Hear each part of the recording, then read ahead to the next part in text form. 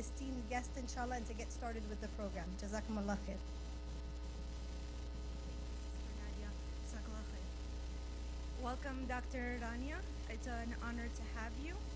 And thank you so much, everyone, for coming. I'd like to introduce Dr. Rania.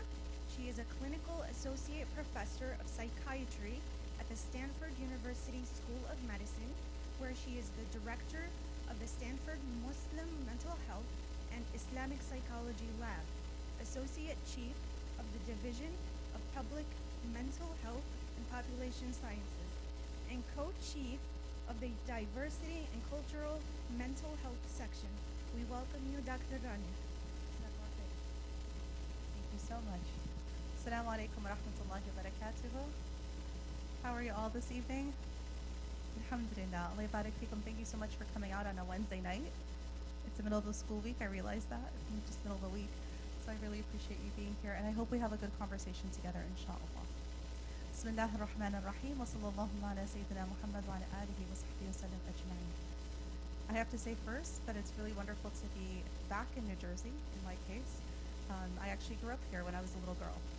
So, mashallah. In fact, I attended Al-Ghazali Islamic school when I was a young person, and was there all the way up until my family moved to the Midwest right before high school for me. So my early childhood was all here in New Jersey / New York. So it's wonderful to be back. Thank you for such a wonderful and warm welcome, and wonderful to see familiar faces from my past, mashallah, which is really wonderful. Hopefully my present too and future, ya Rab.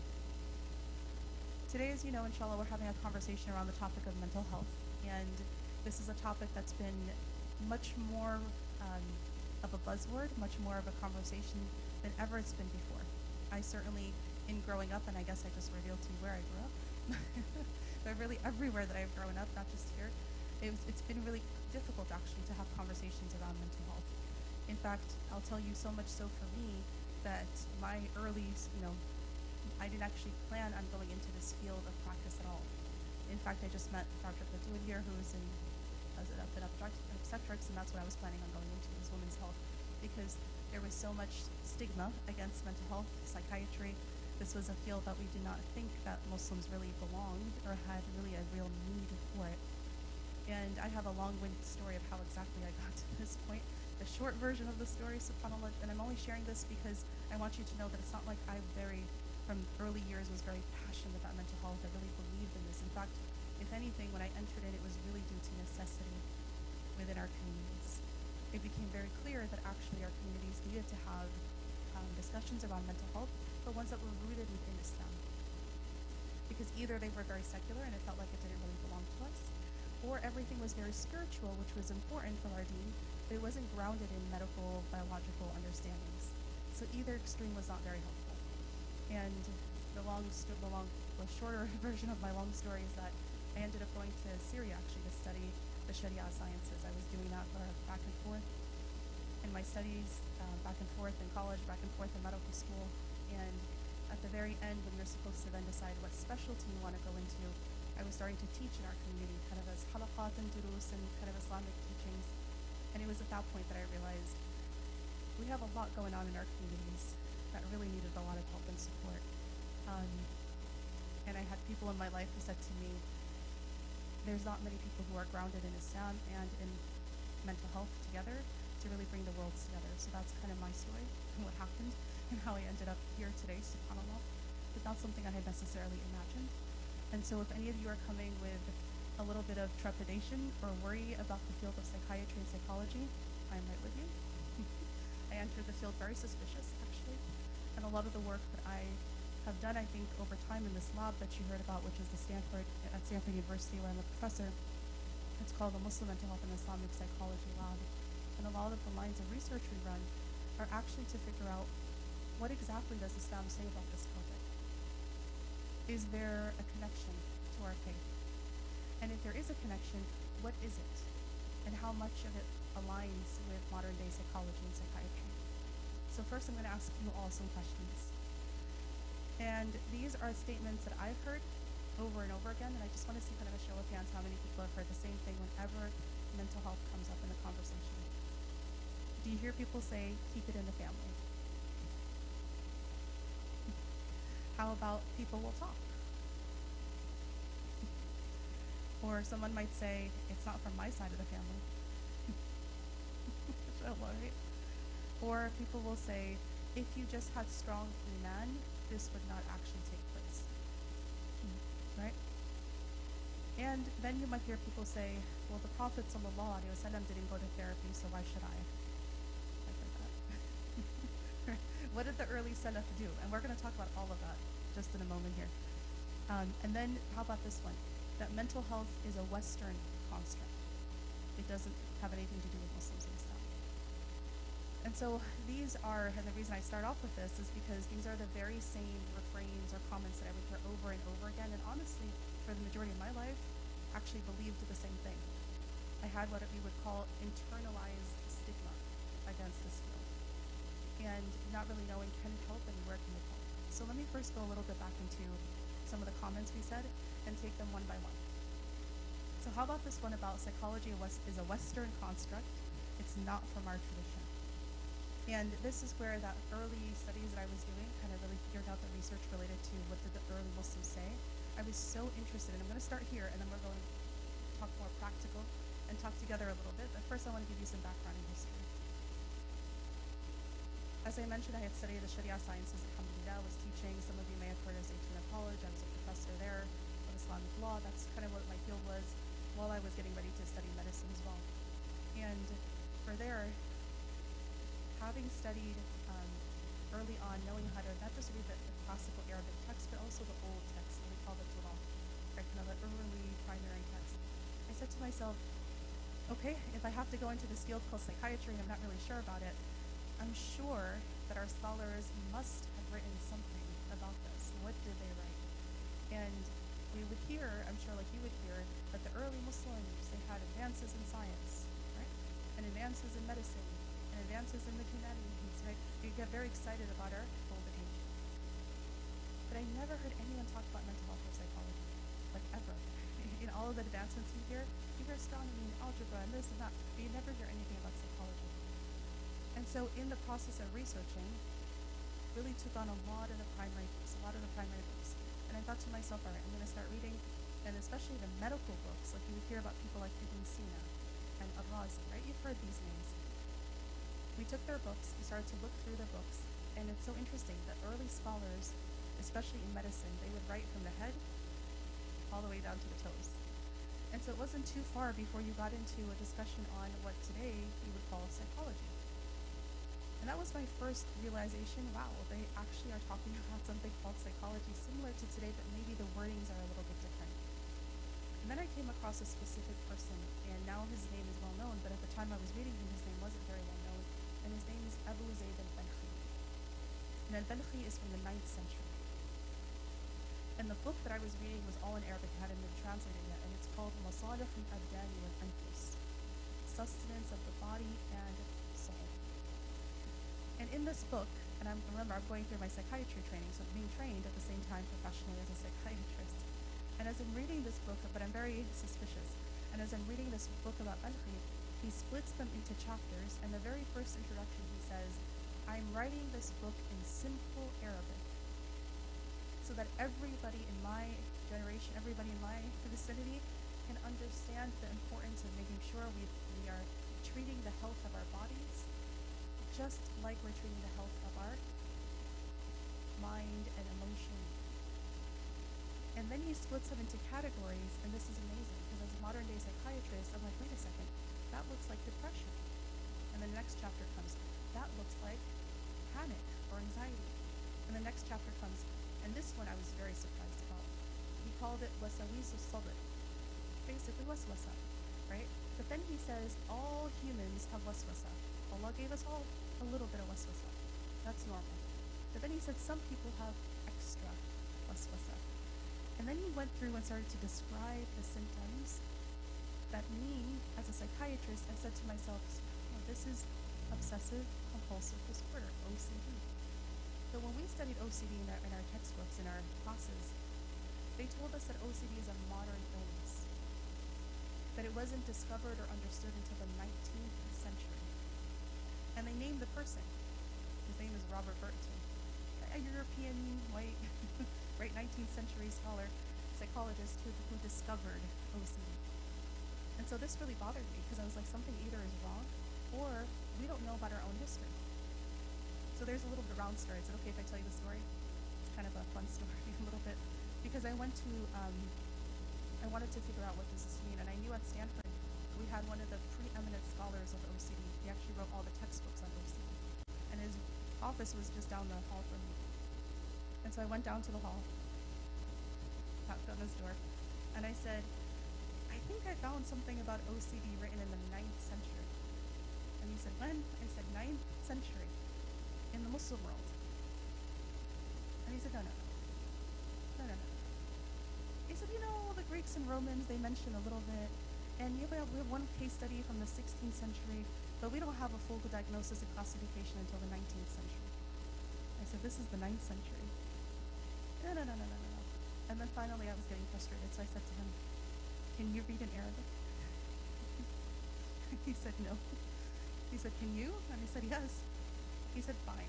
Go translate it and come back and show me. So I did. I sat there and I translated that section of the chapter and I came back.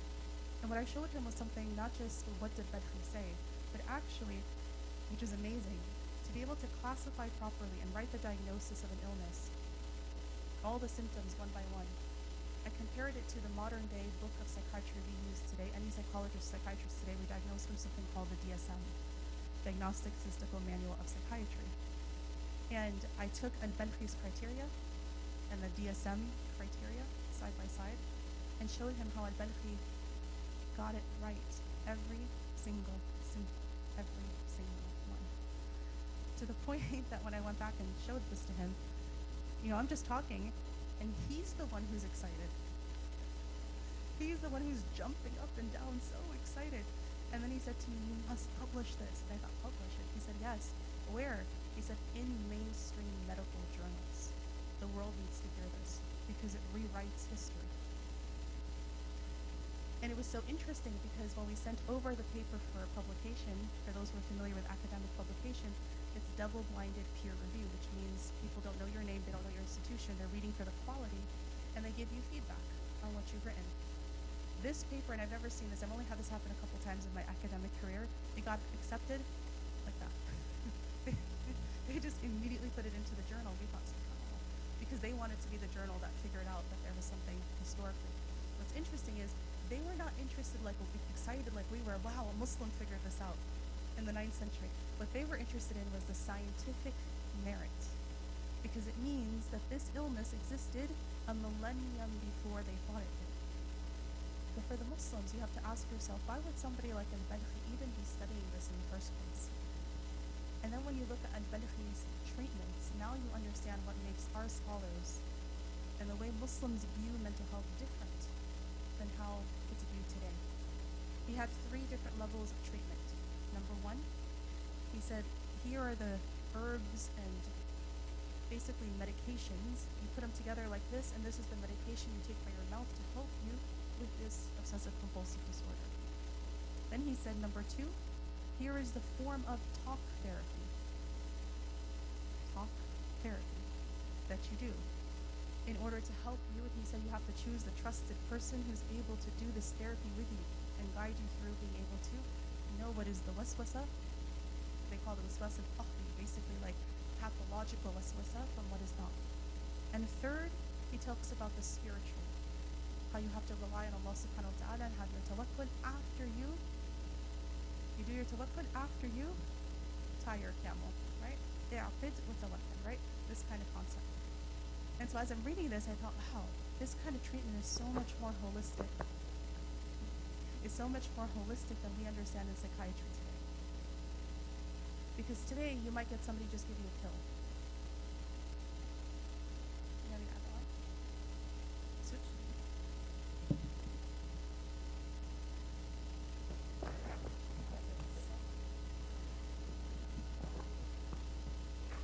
Is that better? Okay. So I was saying today in modern psychiatry, interesting. Okay. Is it loud? Is it okay? Okay. That modern psychiatry today, you might get somebody just kind of telling you take a pill. Or they might say, here's some therapy. But rarely do you get what we call a holistic kind of treatment. And this is what you saw in the writings of the early Muslims. They were not shy about mental illness. They saw it in front of them, and they thought they took from the hadith of the Prophet sallallahu alaihi wasallam, where the Sahaba specifically asked the Prophet sallallahu alaihi wasallam, if we get ill, should we seek out treatments? As in to say, is it enough to just make dua and read Quran and do a ruqya over yourself and your family? Is that enough? What did the Prophet sallallahu alaihi wasallam say? He said, "Tadawu ibadallah." Tadawu ibadallah. Like literally seek out treatments, O servants of God.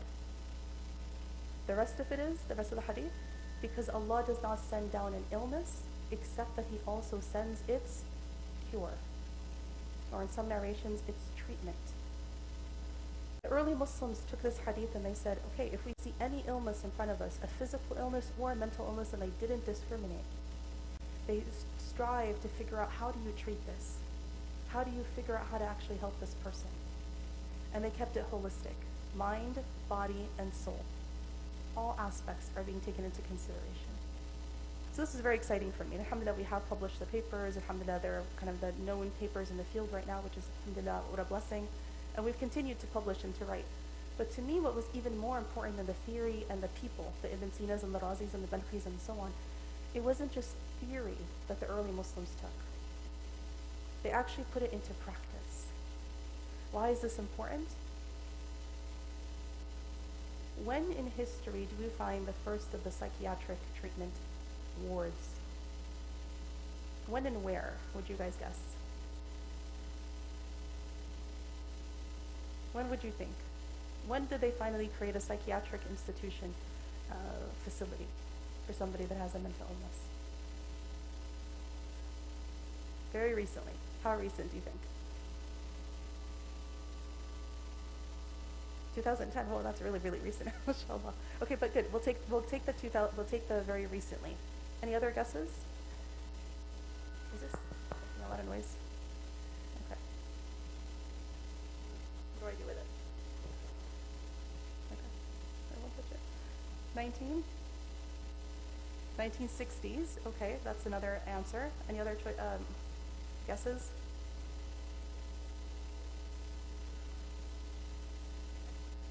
في الجزيرة العربية. When do you think?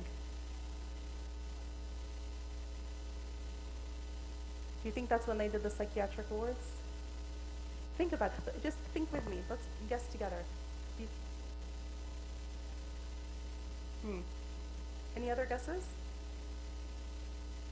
Someone's saying Iraq. When in Iraq? What era?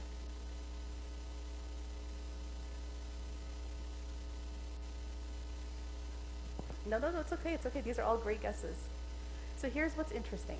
So all of you have some element of being right, even though your answers are very different. There's some element of being right. The Prophet ﷺ ordered the very first of what they called the hospitals, a military hospital. It was a mobile unit that moved along with every time there was any of the ghazawat or any of the times where the companions went out for a war. This little military hospital, if you went with them to make sure that they were cared for. This was in the time of the Prophet ﷺ. Very soon after, you start getting, now people, the Islamic empire is grown and people are settling. And you have now institutions being built. You have big masajid, I'm getting a lot of feedback, mashallah, big masajid and big institutions of learning. In addition to the masjid and to the madrasa, you also have another institution called the Maristan. Anyone familiar with the Maristans? Yes, this is why we named it the Maristan. The Maristans, which is the original word, the bigger word, is called Bimaristan. Bimaristan in Farsi or in Urdu is someone who's sick or ill. And stan is a location. So in the Persian word, which is used, interestingly enough, in a lot of the Arabic-speaking countries, they use the word Bimaristan. Or you might know Muristan, or something to this effect. And in the non-Arabic speaking countries, they would use the Arabic. This is kind of funny, it's kind of switched. But they would use the Arabic, which was called Dar al-Shifa. Same concept, place of healing. So it's the hospitals, it's the place where people go when they're sick. When the Muslims started to create standing hospitals in the 7th century, by the time we get to the 8th century, their hospitals had in them very sophisticated. They would have the section on surgery. They'd have a place for obstetrics, women's health, yani. They'd have a place for the eye diseases. They'd have a place for the internal medicine, your lungs and your heart and your GI tract. And then they would have a section inside the hospital for mental health. So we're writing a book right now, make dua for us please that we finish it inshallah with ihsan. But this book that we're writing on the Madistans, what we're finding in our research is that the Muslims were the first in human history to have mental health treatment inside of their hospital. The Romans didn't have this, the Greeks didn't have this, the Europeans didn't have this. In fact, in this time period of history, do you know what was happening to people who are mentally ill in Europe? What is this era called in Europe? When the Muslims are in their great advancements, what is happening in Europe? The Dark Ages. A little bit of a misnomer, but in general, it was a time of darkness, as in to say, especially the mentally ill. They were either burned as witches, or they were sent to the people of religion. Your nurses and your nuns and priests and so on. Why? So that they can read over them, because they thought this is definitely 100% a spiritual problem and only a spiritual problem. But the Muslims came around and said, there is mind, body, and soul. There is a spiritual element, yes, but there's also, the science of genetics hadn't been discovered yet, but they understood the concept of something hereditary, passing from generation to generation, and they wrote about it. They also understood something biological. They didn't know what we know today about hormones and neurotransmitters and all these scientific terms, but they understood there's something biologically that also can be causing mental illnesses. And that's why they didn't send the people who were mentally ill to shuyukh. They sent them to the Madistan. And it was doctors who were treating them. 9th century, 10th century, everywhere Islam went, from the edge of West Africa all the way to the other end, up into Europe. We have Madistans all the way as far up as, of course, Muslim Spain. But you have Uzbekistan and Bosnia, right? You have Madistans, a million of them in Turkey, all through the Muslim country, all through the Arabic-speaking countries, all through North Africa and into Africa. Everywhere Islam went, the Madistans went. But we've lost sight of this, and we've lost sight of our tradition, our history. And so today, the modern Muslim thinks about mental health and they say, it's a Western thing. No, it's not. The Muslims were some of the very first actually to write about the concept of talk therapy. You know the very thing about keep it in the family? Don't air your dirty laundry. Why are you talking to a stranger about our family issues? Inshallah, right? The early Muslims actually talked about this and said how important it is for the person who is trained, just like a doctor who's trained. It's not just a regular person that you're talking to.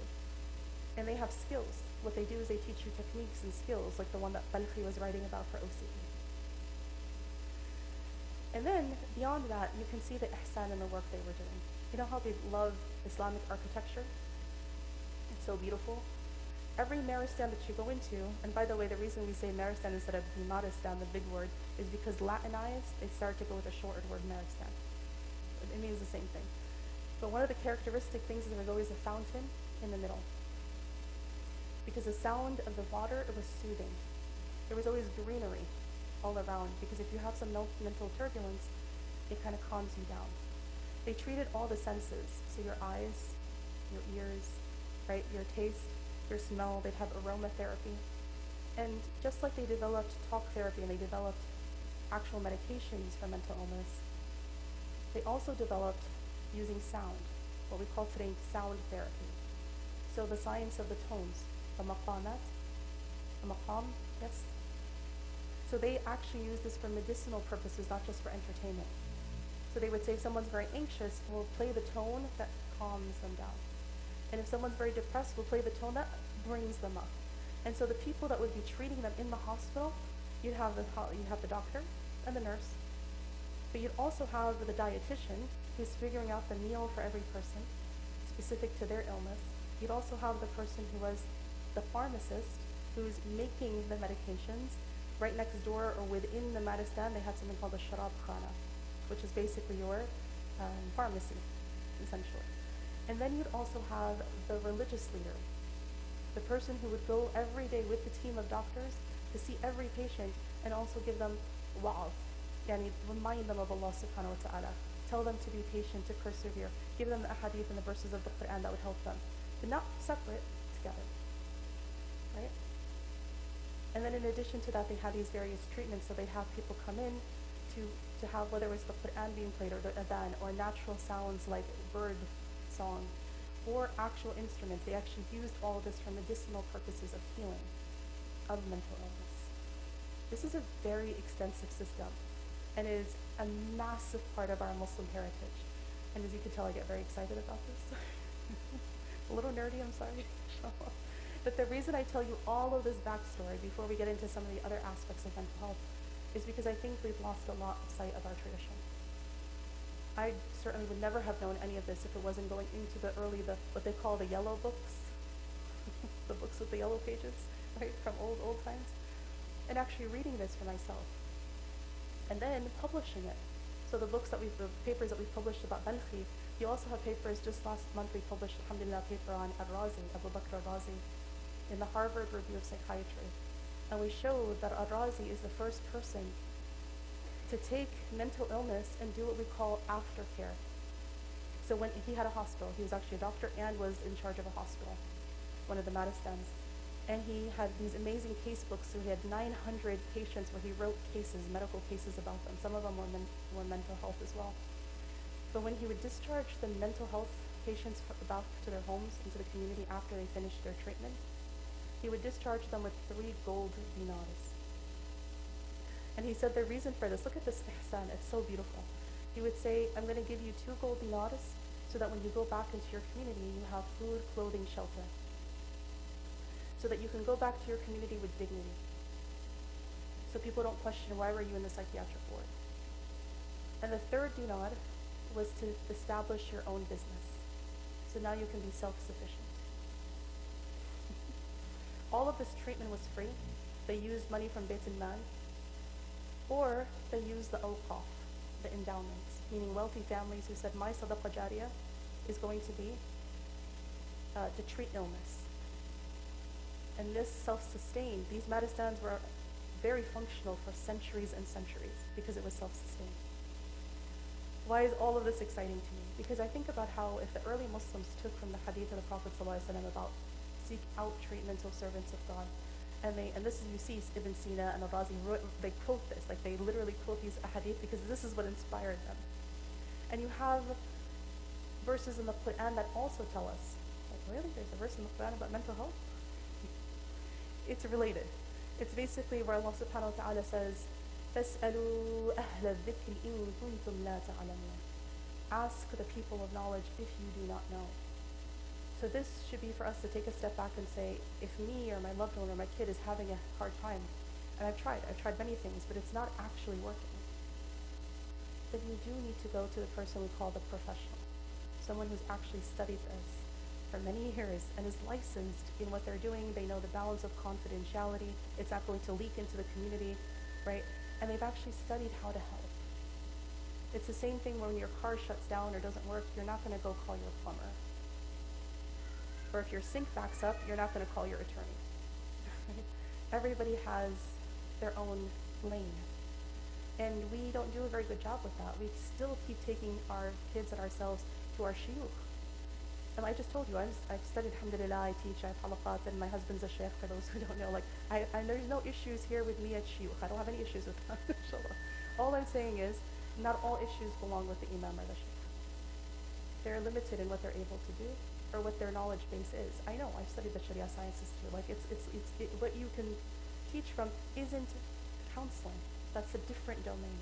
That's a different profession. Does that make sense? So that earlier list of things that we covered, now do you see how each one of these, we kind of pushed and busted basically the myth related to it? Yes? So, sort of, inshallah. And so there's more that we could talk about, but I really thought it might be a good idea to really have a conversation with all of you here, because maybe you have questions on your mind about specific things related to mental illness, or about treatment, or about what our community actually needs. And alhamdulillah, for the last decade or more, we've been building up Muslim mental health clinics where I live in San Francisco Bay Area. We have been building up Muslim mental health services, and we even have an advisory board that meets every month to talk about the mental health needs of our community. We have crisis response teams, and alhamdulillah, we've really built up a lot of things related to addressing mental health in our community that I'd be happy to share. Services on campuses, we have something called MMHI, our Muslim Mental Health Initiative, which some of our Medistan counselors actually go to UC Berkeley, University of California, Berkeley, or Stanford, and actually offer counseling sessions to the Muslim students on campus. And we've built that kind of a contract with those universities to do that. So lots of different ideas and blueprints that we could put into place. I'd be happy to talk about any one of these, but I don't know what your needs are specifically. And so I can pause, if that's okay with our organizers. Yes? And then take your questions and see if maybe there are specific things you'd like me to address, inshallah, with the remainder of the time. How does that sound? Good? All right, the floor is yours, inshallah. Do we have any questions or thoughts to start us off? Yes, تفضلي. تفضلي تفضلي.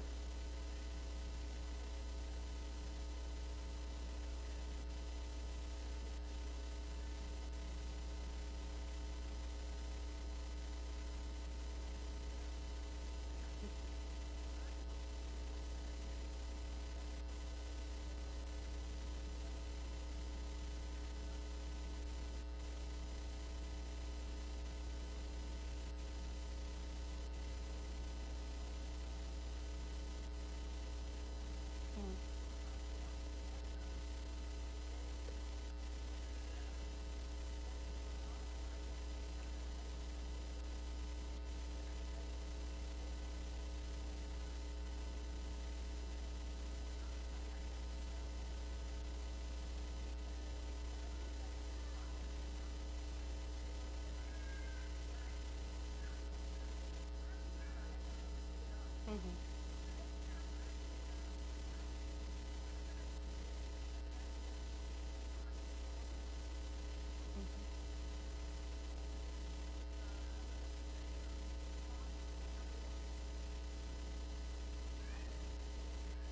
يعني بيبدوا العلاج وبيقفوا بعدين.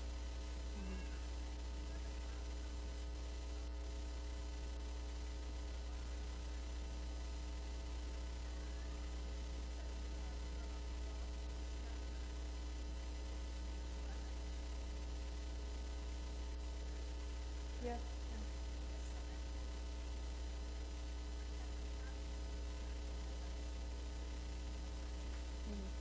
Yeah, no, I appreciate it. I'll just repeat the question if for people who might have heard and the live stream. Oh, your live stream, so I'll repeat it. Yeah, sure. Of course, of course. The summary of the question is that you're noticing there are a number of young people in youth in the community here who are starting maybe with therapy, but if there are people that they're starting with who are not Muslim, who may not fully understand kind of the Muslim story, they might even be starting therapy and then getting stuck or just stopping because they find that that person isn't fully understanding what they're talking about. Also, that there's a need for having people who are trained both in actual scientific knowledge, let's say of psychiatry or psychology, but also have that deen background. Did I get it right? That's a good summary, inshallah. And so the question is, what do you do? And I agree with you. But I'm also very hopeful. Because if we were having this conversation 10 years ago, well, I'm not even sure we'd be in the masjid 10 years ago having this conversation in the first place. Alhamdulillah, we've gotten this far. But if we were talking 10 years ago, there would truly be a shortage. And there might still be a shortage, but I'm seeing a lot of people coming into the field, a lot of Muslims starting to enter into mental health and really consider it a profession. Whether it's psychology or whether it's psychiatry or whether it's social work or whether it's licensed professional counselors, all different domains that enter all are what we call the mental health allied professions coming into the field. And just the mere fact of them being Muslim and having that background themselves, even if what they trained in is Western psychology, but they themselves are Muslim, that's good. That's the field we call Muslim mental health. And it's growing. And the reason I was looking at the computer, actually, if you go to the website, the madistan.org site, and we have inshallah for you some notepads and pens and things outside, I think. Inshallah, you're welcome to pick it up on the way out. The reason I say that is because on our website, we have this tab that's called Resources. And on the Resources tab, we put a list of all of the databases that we know of that have Muslim mental health providers. And so you click on the link and you put your zip code, and it should pop up who's in your area, who might be Muslim and is a professional in the field. Some of the lists, if you look further down, we have like California has its own list, and DC and Michigan and Texas, and some places have their own lists. I would like to see New Jersey up here one day, have its own list. Maybe it's still being developed, I don't know. New Jersey/New York, because you guys are very close kind of to each other, it would be helpful. Or maybe the Tri-City area would be helpful. But even if you just go to the directory on top, there's one that says, find a therapist, or Muslim Mental Health Network, or the one that says mental health therapy for Muslims. These are all links that you can click on. You put your zip code and whoever's there should show up. So that's a good start, hopefully.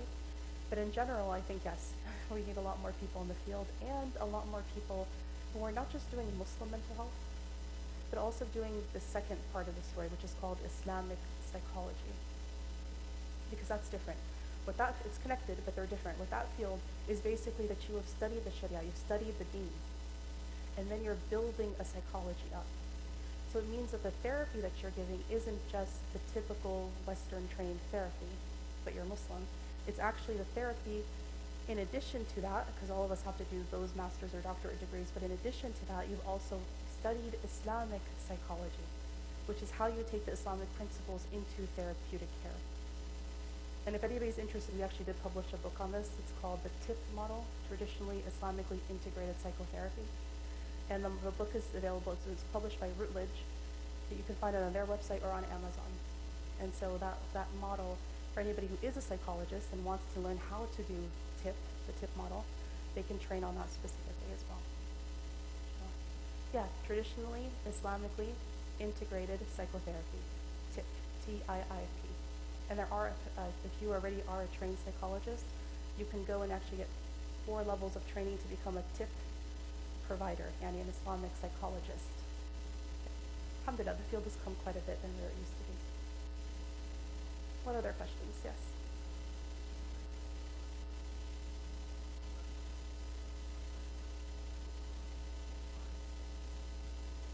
Right.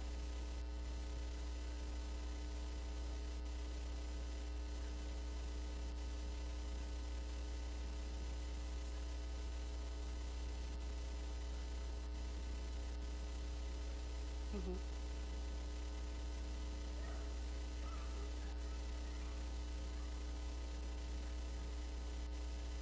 Mm-hmm. Right.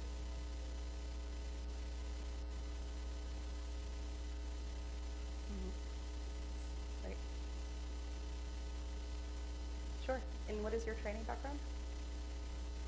ERDOC. Okay. Just to get the frame of reference correct. Got it. Thank you.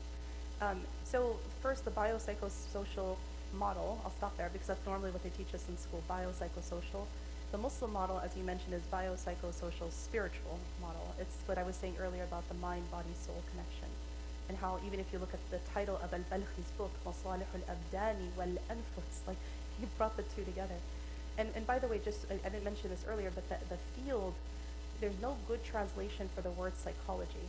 What the early Muslims wrote about, now we call it ilmun nafs, right? This concept of the science of the nafs, which some people call the self and other people call the soul. But the point is, they had an integration between mind and body connection always from the early days. So when you say the biopsychosocial spiritual model, well, for us it would be at the spiritual. And the field in large is actually headed in that direction.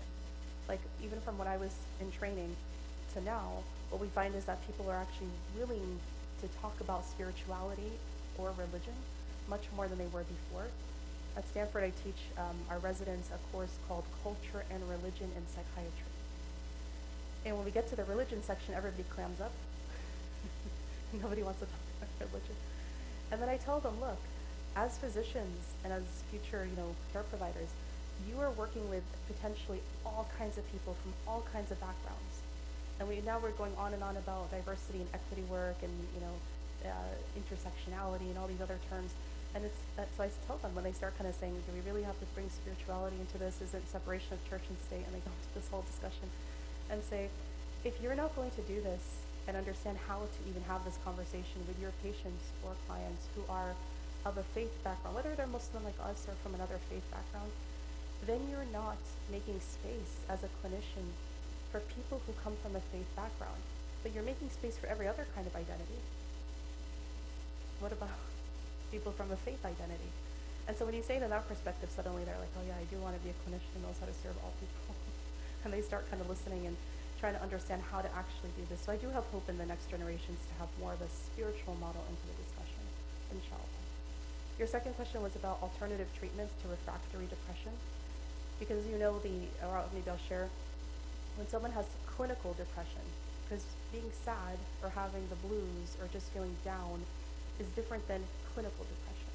For clinical depression, we look for at least 2 weeks worth of specific symptoms that relate to, yes, being down, but also changes in your appetite, changes in your sleep, not being interested in much anymore that you used to be interested in, a lot of feelings of guilt, and maybe even feelings of not wanting to be alive, which is a really heavy topic, but an important topic. And when a person reaches clinical depression, there is the two, what you call gold standard treatments. There are medications, and there's also therapy. And the best situation is both together. If someone has, because remember, in mental illnesses, you have mild, moderate, severe, or extreme. And depending on where a person is, someone who's in a mild mental health condition therapy might be sufficient. And someone who's all the way over here might very much need medications, and it just depends. The question is, what happens if you do give them medications and they're still not getting better? Are there alternatives, or are there other things you could potentially do? And yes, the field is also starting to move in the direction of, you had mentioned TMS, for example, which is transmagnetic cranial stimulation, which there's a lot of good research coming out now showing that it could potentially work.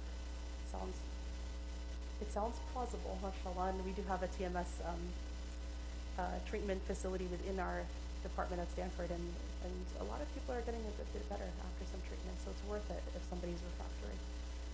Some of the other things that are coming in are either newer or controversial, or there's some, there's not like full FDA approval of it just yet. And here, so I guess the principle that I'll share with you is a lot more kind of from the Dean perspective, and it's the one that basically says if something can be used, as long as it's not intoxicating, if it can be used for medicinal purposes, then it could be sufficient use, like there isn't an issue around it. However, if it alters the mind in some way, as you know, that's where it's going to be problematic. So even the use of ketamine, or some people are talking about psilocybin right now, and some other kinds of treatments, if it's not intoxicating of the mind, and it's used in a medicinal fashion, not in a recreational fashion, then it could be usable. Yeah.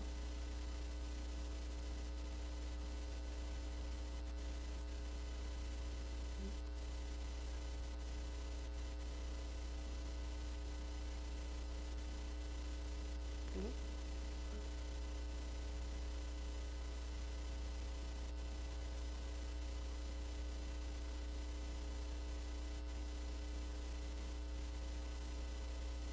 It does. I mean, that's what I'm saying. The field hasn't reached the point where they've made this a standard treatment just yet at all. So a lot of the use is kind of like a little bit off-label, if you will, kind of use of these things. But TMS has reached that point, just like ECT before it. And so I think I actually personally think there's a lot of good plausibility in TMS. Yeah. Other questions you might have? Yes.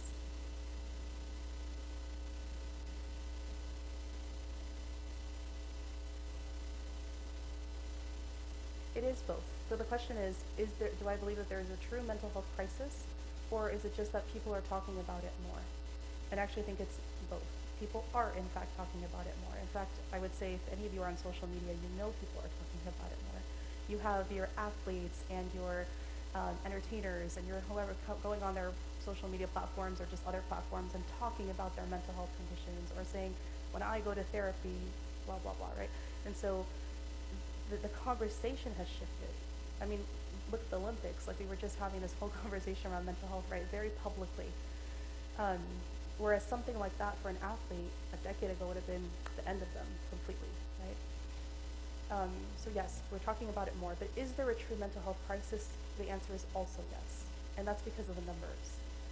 In fact, not just in um, the broader American community, but also within the Muslim American community. And now that we have more research, we're actually trying to pin down and find the facts related to all of this. I have to remind you, like, we are still in a pandemic. And if the pandemic showed us anything, is that we all really took a hit mental health-wise. I don't know many people who came out completely unscathed from the pandemic. If it wasn't us, it was our kid. If it wasn't our kid, it was our elders. If it wasn't our elders, it was our neighbors. I mean, everybody had some sort of connection to a real crisis of sorts during the pandemic. And it's worsened whatever was already there at baseline, any depression or anxiety. For me, some of you may know that I do some research around the topic of suicide, which is a very difficult topic, so I'll give my trigger warning here, and I know there's some younger folks in the room, so I'll just be careful in what I'm saying. But just that when you look at the numbers, we find that, and people have this confusion all the time, they think about, well, that can't be. No, it can be, because Islam is perfect, Muslims are not. And that's an important distinction. And so Muslims are just as immune to every other condition, just like anybody else, especially if we're not actually fully practicing what it is that is protective to us in our deen, if that makes sense. There are things in our deen that protect us, right? And so the environmental and social factors, speaking of the biopsychosocial model, the biological, like if it's genetic, it runs in your family, or it's hormonal, or it's a neurotransmitter, it doesn't matter. You're still going to have it regardless because it's biological. Like we know people when we do the family histories, like 3 generations back there was clinical depression. It's not a surprise that the next generation has it too because it runs in the family, right? But for the other folks that don't have that, it's social or environmental, then yeah, the society around us does affect us. And if you're not using the protective factors of Islam to help you and give you the resilience, you too will be immune to the same problems that are happening in the general society. And yeah, the newer generations, and not just the newer generations, I would say all generations are actually having a hard time with this. Does that make sense? Yeah. Yes.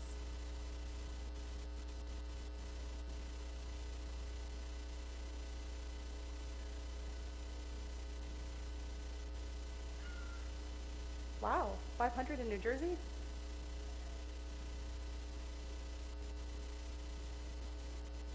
Sure.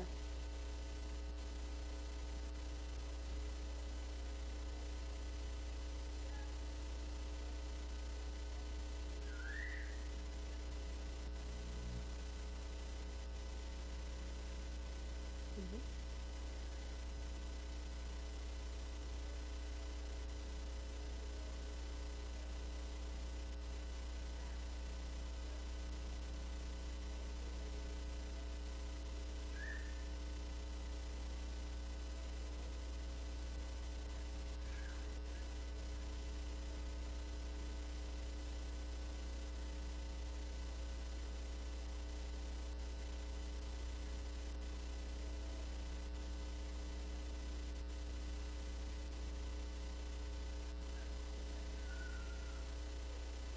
Not yet. Not yet. Inshallah it will.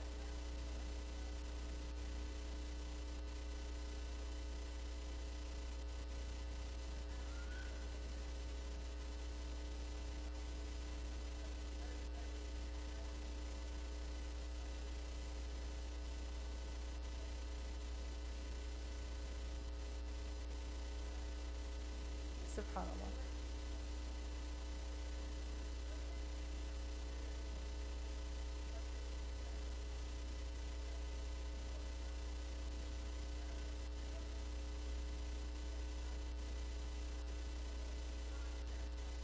Mhm. I'll repeat your question. And really 500 Muslim mental health professionals? Do you have a list? Uh-huh.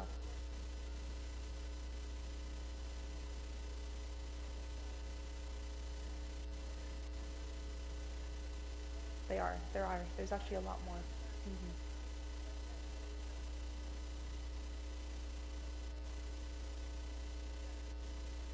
So I have a lot to say about that, and I'm also very cognizant of the fact that all of you are here tonight.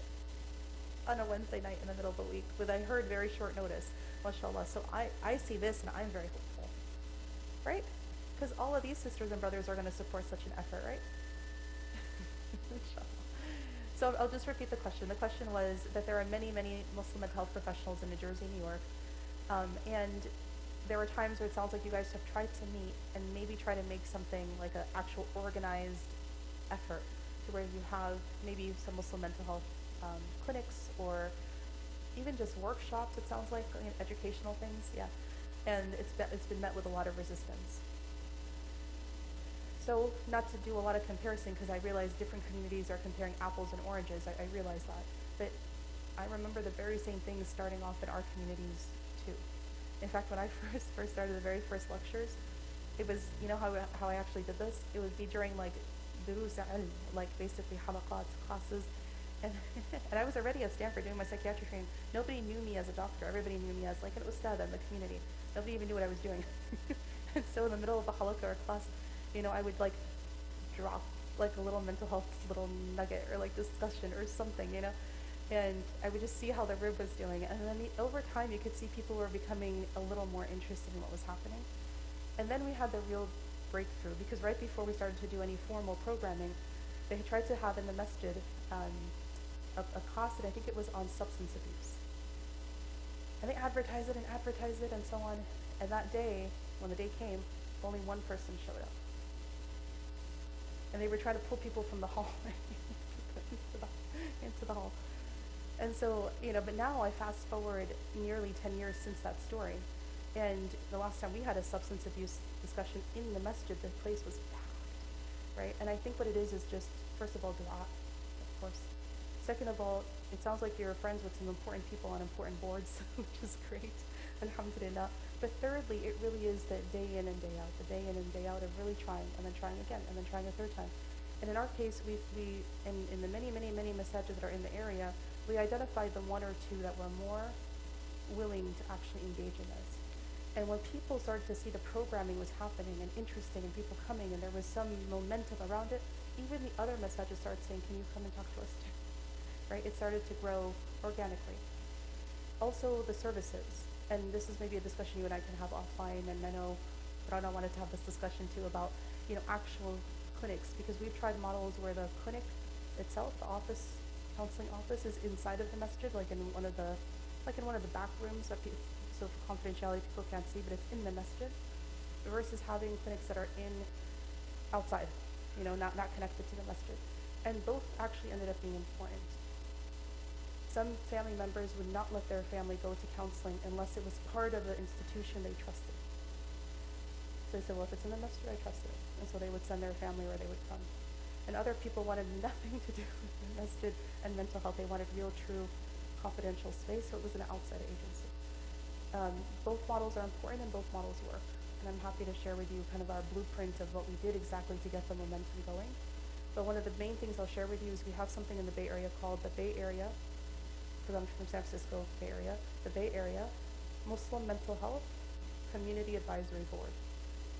What that is a group of people who are advisors. They sit on a board about mental health, some of whom are professional mental health, but the majority are not. We have imams on there, we have teachers on there, the dentist, the lawyer, we have all different people who are people in the community who care about mental health. And people go to them, they respect them, they listen to them. And so when these people kind of came together to say, we need a website with all the professionals, it happened. We need a clinic, it happened. We need kaza for the Islamic schools, it happened. And I think that's what's also going to be a very important ingredient that's missing right now, it sounds like. So I'm happy to talk to you about all of that. Yeah. Anybody else?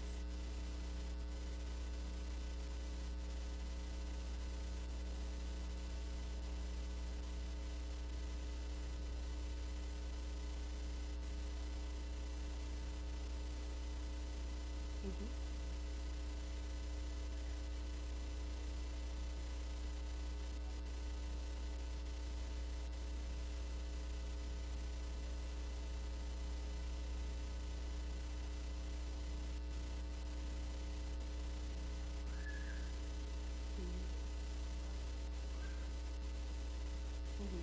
Yeah, this is an important question too. What happens to the records? So there's, like you said, two sets of people. You have basically the average person, the majority of us in the room, in terms of people who are family and friends and children and so on.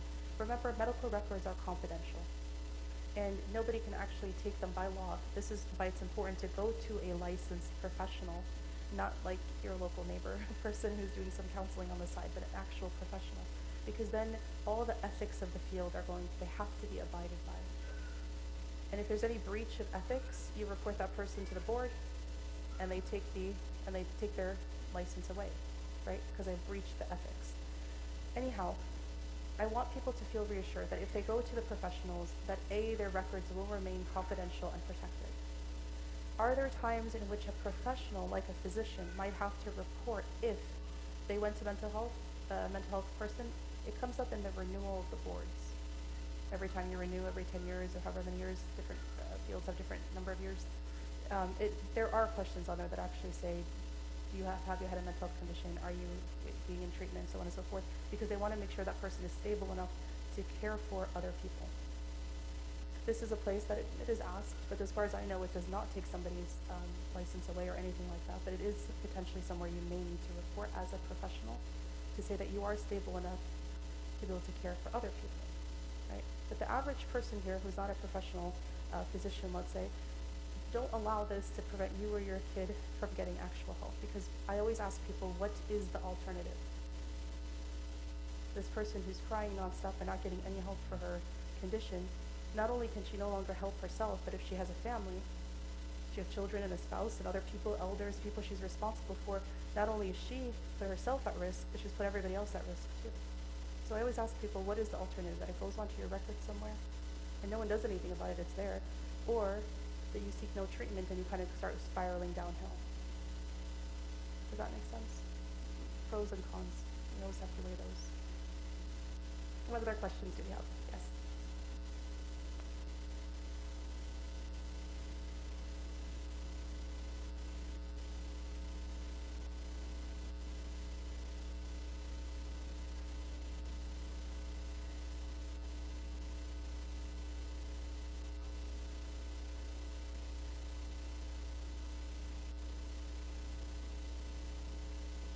Oh, I would love to see that. Yeah.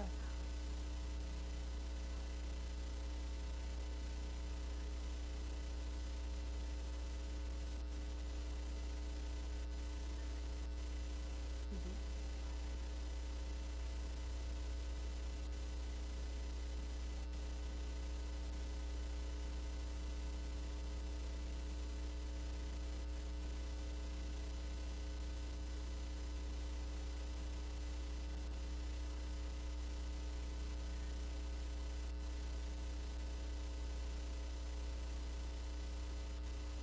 Yeah, definitely.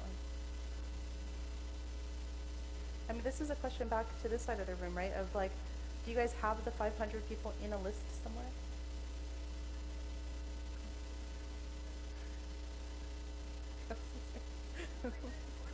MashaAllah.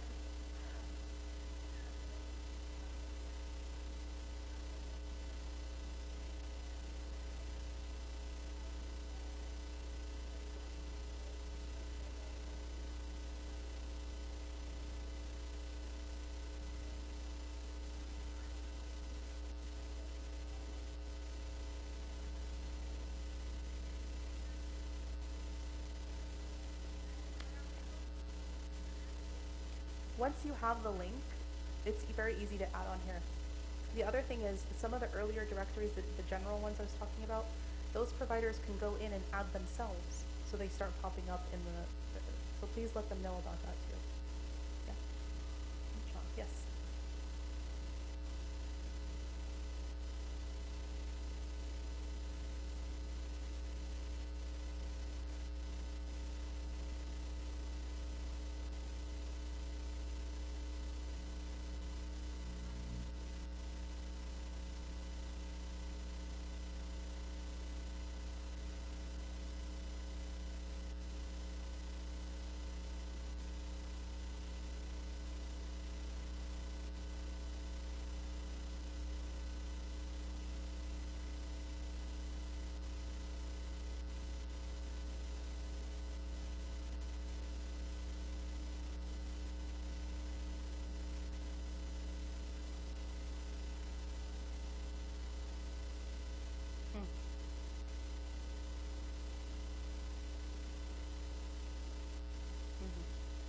subhanAllah, that is really upsetting to hear, because mental illnesses are not contagious.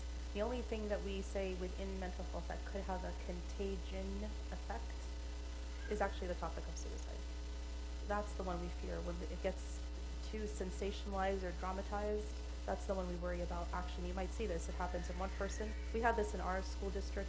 Across from Stanford is the city of Palo Alto. And in those high schools, it was very like the best high schools, school system of the California area is right there.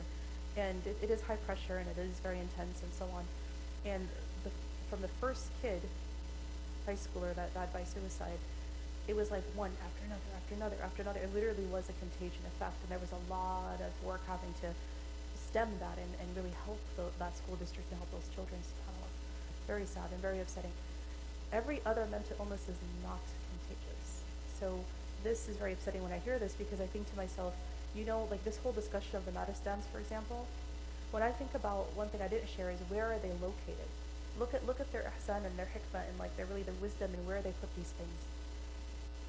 In Damascus, for example, the main Madistan of Damascus was the door to it was the door of the city of Damascus. It was literally in the center of town. All of these, if you look at them, they put them, this is very smart, they put them by the waterways because they want clean water to come in so people can heal, right? Or they put them in areas where there was very good air quality. I'm going to go into a little story for just a minute, but I'll come back to your question. Speaking of Razi, one of the things we published in this Harvard review paper that we just wrote was when he was asked to build the hospital by the Khalifa, who commissioned him to build a Madistan. You know what he did? You might have heard this beautiful story. I love it so much. He wanted to figure out what was the best place for the Madistan. So he took raw meat, chunks of raw meat, and he put them in different corners of the city. This is in Baghdad, in different corners of the city. And then every day he would go and he would do a scientific experiment. He would basically look at them and see. Then after some time passed, the place in the city that had the least mold, he figured that was the best air quality. And that's where he built the Madistan. Isn't that amazing? Genius. When you read that, you have to be so proud of your heritage, subhanAllah. But then you just can't get too proud of it, because now you have to do something. It's not enough to just say, oh, mashallah. No, we have to do something about it. The reason I say that is because all of the Madistans, as we're studying them, they were very specific in where they put them. And in an old city, you have to get from point A to point B, you have to cross the center of town. And almost always these Madistans were in the center of town. You know why? It actually says the people that funded them, they say that the reason was the hadith of the Prophet ﷺ that talks about, or the sunnah, I should say, the sunnah of ziyaratul marid, visiting the ill. Because if you put them out of sight, out of mind, like an asylum, right, far away, and you don't see it or think about it, no one's ever going to go visit them. So how are you going to fulfill your sunnah visiting the marid? You see what I'm saying? Some people say, oh, she has a mental illness, we shouldn't talk to her. Or maybe it'll rub off on somebody else. Nothing's going to rub off. If anything, like the hadith, now we'll go back to the hadith, to be in the service of your fellow brother or sister is a sadaqah. It's a charity, right? I mean, it's so important that we are actually able to be there for each other. And again, if it's not biological, because if it's something biological, you need to treat it biologically. But if it's socially and environmentally induced, that means to cure it or to solve it, you also need social and environmental. So maybe the pandemic showed us this, isolation. That was like the pandemic inside of the pandemic. So many people felt isolated, and that's where their mental health had a really big spiral. When you isolate people, the solution to it is to break that isolation and make sure people felt that they were seen and heard and nurtured and cared for. And that fell away, right? The mental health issues fell away. So that makes me so upset when I hear people say that. Or that earlier thing of, if it was just, if you had better iman, or if you just prayed some more, or do this thicket over here. One time I had a sister tell me, who had clinical depression, amazing person, somebody who prayed and fasted, they did everything. I'm like a really observant Muslim. And she ended up with clinical depression that actually ran into her family. And she said everyone in the masjid, or everybody in her community, kept telling her, here are some more afkar to do. Try reading Surah Kaza, right? Try doing that. Everything was about praying more, reading more Quran, doing more dhikr. And she said to them, I am so sick right now that I'm barely getting out of my bed. She said, if I can't brush my own teeth or comb my own hair, how do you expect me to do the extra prayers? Do you see what I'm saying? So why do we keep telling people this? It's not, we think we have solutions. It's not solutions. In fact, that's the opposite of rahmah. To tell people to do, you have your bare minimum fara'id, and people that are really struggling are barely holding on to that, and now you want them to do more, and they're not even doing the basics.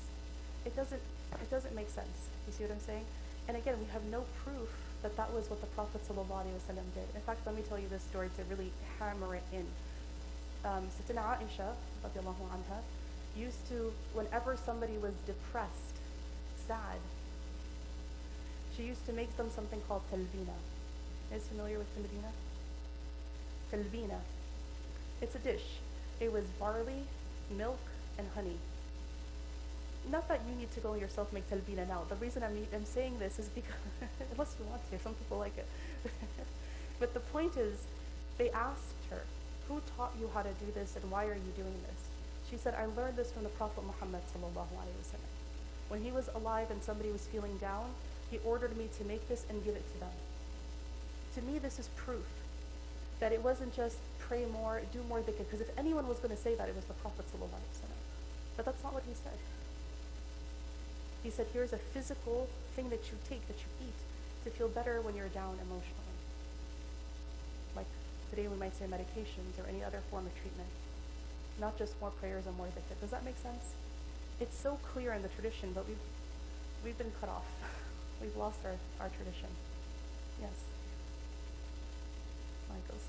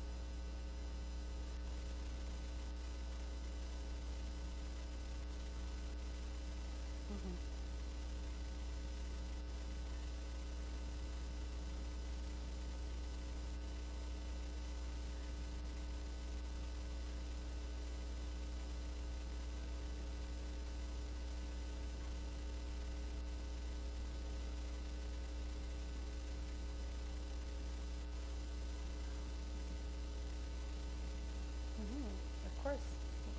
Mm-hmm.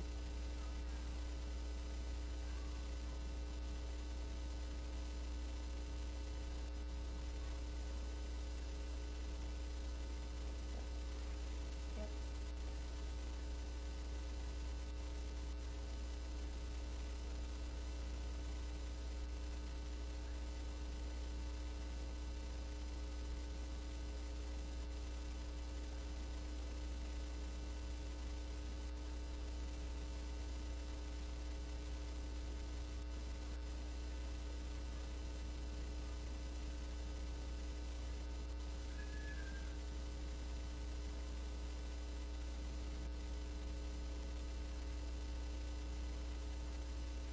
I 100% agree.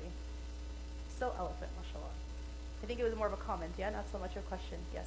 And so just to repeat it so everybody can hear it, the idea that there are, it sounds like you're saying that there are, as we established, alhamdulillah, a number of Muslim mental health professionals.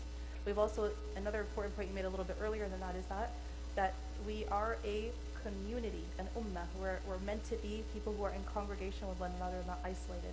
And the third point you made is that people come to the masjid if they have a mental health condition, or maybe they're struggling with something like substance abuse or whatever it may be. They feel like if they come here, they're going to get judged, or they're going to be told what we said earlier, go pray more or something to that effect. And I think you were saying that you're saying that we need our community backing, and I couldn't agree more. There's no way we could have. I'll tell you, there's no way we could have done any of this work without community backing. What I'll encourage all of you, those in the field especially, to do is find the people who are psychologically minded. Look, until today, even in our community back in California, not everybody's psychologically minded, and it's not like a utopia. Not at all. But we were very particular in trying to find the shuyukh or the imams, the youth directors, the people on boards, the people who held positions of leadership and, for all intents and purposes, power in the community, who were aligned with this, and then actually got their buy-in and started to make things happen little by little. But as I mentioned to you, once you start doing that, it's this concept of if you build it, they will come, right? So sometimes you just have to kind of bind together as a group and start building, and eventually it'll start happening. But I absolutely agree with you about community support, and I think you have everybody's back here, I hope, inshallah, who's attending this conversation. Maybe I'm being optimistic, but I also don't think you would be here on a Wednesday night listening to mental health if you weren't interested, inshallah, to help. And so I'm hoping you're going to find more and more change come through. Allahumma ameen. Yes.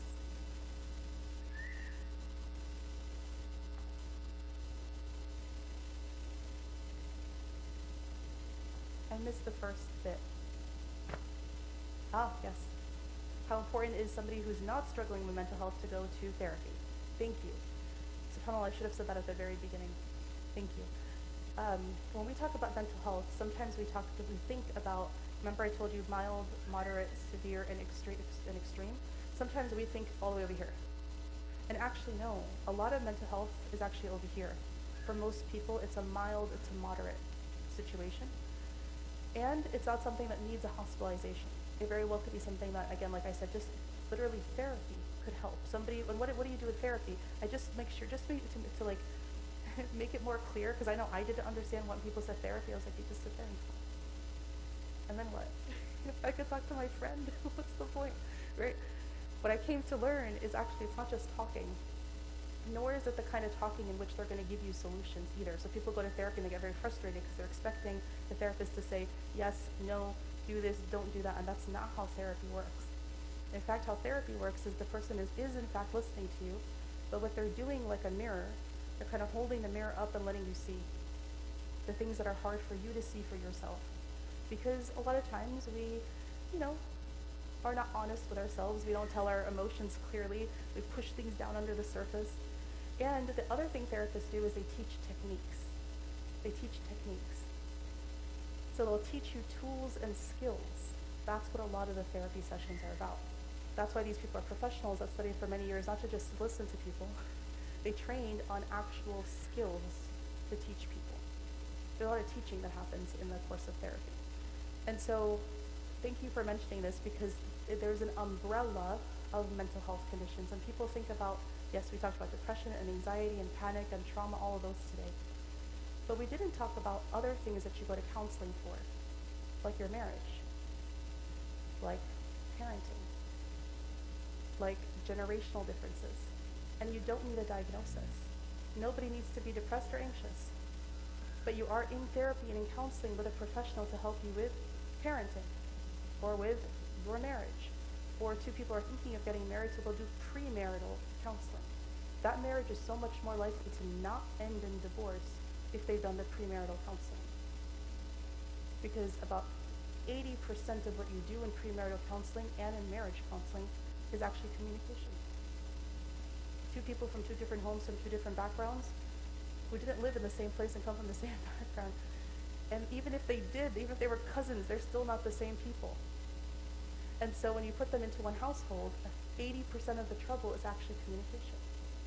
So if you do a lot of that in your premarital counseling or marriage counseling, your marriage is so much more likely to be successful, inshallah.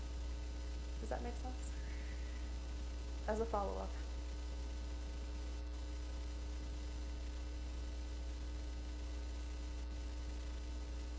Yeah, in the pandemic, we ended up doing a lot of teletherapy. And a lot of people actually preferred it because especially I work a lot with women and women with young children. And so having to figure out where to put the children and babysitting in the class and then rushing in traffic, and it was just so much easier to open up the computer and talk. And it's not the same as in person, but it's actually not bad. I would say probably 90% of the content is able to be just fine online. I will say one more thing about therapy to answer your question is that every state in California, every state in America, there we go, is governed by their own laws. So people who are therapists in California can't actually practice in New Jersey. And I don't know about New Jersey if it's vice versa. Some places are more lenient. California is very strict. So our clinicians only serve California. But what we do have that you can join every month is we have groups. We have actual healing circles and learning circles, and those are open and free to everybody. I hope you'll join it. I hope you'll join the website and get on the mailing list and join us on social media and all the rest, because we have experts that come in and talk about a specific topic every month related to mental health, or if there's a crisis in the ummah, something is happening, we also do a healing session every month as well, along with some of the other things I was mentioning, and then the trainings and workshops and such. Alhamdulillah, we've reached our time. Barakallahu feekum. I hope that was useful, inshallah. Jazakumullah khair. Thank you so much to our wonderful speaker this evening. Jazakumullah khair. We have iqamah for Salat al-Isha, inshallah. Dr. Rania and Nina have a table outside. So if you have any questions, there's also some pamphlets, I believe, and some information as well. So you're more than welcome to stop at the table, inshallah. Assalamu alaikum.